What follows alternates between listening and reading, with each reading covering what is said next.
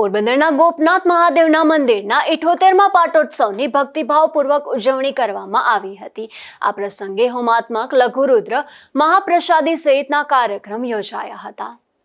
પોરબંદરની જૂની કોર્ટ નજીક આવેલ ગોપનાથ મહાદેવના મંદિરને મહારાણા નટવરસિંહજી દ્વારા 84 બ્રાહ્મણ સમાજના અગ્રણીઓને 1948ની 20 માર્ચના રોજ ટ્રસ્ટી બનાવી સોંપવામાં આવ્યું હતું। ત્યારે હોમાત્મક લઘુરુદ્ર દ્વારા આ મંદિરમાં 78મા પાટોત્સવની ઉજવણી કરવામાં આવી હતી। ચિત્ત સનતભાઈ નાંદોલાએ ગોપનાથ મહાદેવના મંદિરના પવિત્ર પટાંગણમાં 300 જેટલા ભૂદેવને અન્નદાન, વસ્ત્રદાન અને ધનદાન કરીને વિશ્વ શાંતિનો સંદેશ વ્યાપક કર્યો હતો અને તે મુખ્ય યજમાન હોવાથી તેના હસ્તે યજ્ઞમાં બીડું હોમવામાં આવ્યું હતું। મહારાણા નટવરસિંહજીની પ્રતિમાને પુષ્પાંજલિ અર્પણ કરી હતી। ગોપનાથ મહાદેવ મંદિરના ટ્રસ્ટી અશ્વિનભાઈ દવે તેમજ અશ્વિનભાઈ ઠાકર, દેવેન્દ્રભાઈ પંડ્યા તથા પાયલબેન દવે સહિત સમસ્ત બ્રહ્મ સમાજના અગ્રણીઓ મોટી સંખ્યામાં ઉપસ્થિત રહ્યા હતા। ઉલ્લેખનીય છે કે પ્રજાવત્સલ્ય મહારાજા નટવરસિંહજી દ્વારા આ મંદિર 84 બ્રાહ્મણ જ્ઞાતિના આગેવાનોનું ટ્રસ્ટ બનાવીને અર્પણ કરવામાં આવ્યું હતું। તે દિવસથી નટવરસિંહજીને ખાસ યાદ રાખવા હોમાત્મક લઘુરુદ્ર સાથે શ્રદ્ધાંજલિ અર્પણ કરવામાં આવે છે। આ પાટોત્સવમાં સમસ્ત બ્રહ્મ સમાજના તેમજ શહેરના વિવિધ જ્ઞાતિના સંસ્થાઓના અગ્રણીઓએ પણ ઉપસ્થિત રહ્યા હતા। ગોપનાથ મહાદેવના ટ્રસ્ટી આજ રોજ 20મી માર્ચ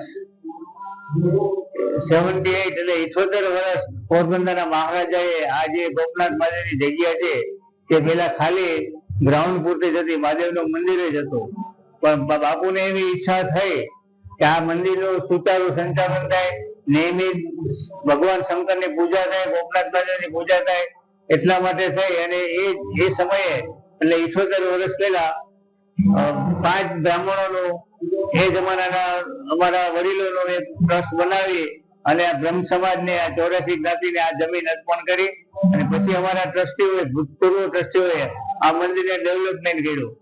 ડેવલપમેન્ટ કરીને આજે આ મંદિરમાં અમે કોઈ પણ સમાજના સાર્વજનિક હેતુ માટે, ધાર્મિક પ્રસંગો ઉપયોગ માટે અમે ઉજવવા માટે આપીએ છીએ અને આજની તારીખે અમે પોરબંદરના દરેક સમાજને આમંત્રણ આપીએ। શું કામ કે પોરબંદરના મહારાજા શ્રીએ આ જમીન અમને આપી છે સંચાલન માટે અને અમે સમાજના દરેક જ્ઞાતિ માટે ઉપયોગી થાય ધાર્મિક પ્રસંગે એ ઉત્સવ ઉજવવા માટે અમે એના માટે તત્પર છીએ અને દરેક પ્રસંગ માટે અમે દર વખતે દર સમય જે કોઈ 3 હોલ બનાવેલ છે, સત્સંગ હોલ, સ્વાધ્યાય હોલ અને ભક્તિ હોલ, આવા 3 હોલ બનાવ્યા છે। એટલે યોગ, પ્રાણાયામના ક્લાસ ચાલે, શૈક્ષણિક ક્લાસ ચાલે, એવા તમામ ક્લાસ બિન રાજ્ય ટૂંકમાં કોઈ પણ પ્રવૃત્તિ માટે અમે ગોપનાથ મંદિરનો ઉપયોગ કરવા માટે પોરબંદરની પ્રજાને આહ્વાન કરીએ છીએ। અસ્તુ આજનો કાર્યક્રમ છે એ જે આ તિથિ નિમિત્ત આ દિવસે અમે બાપુને યાદ કરીએ છીએ।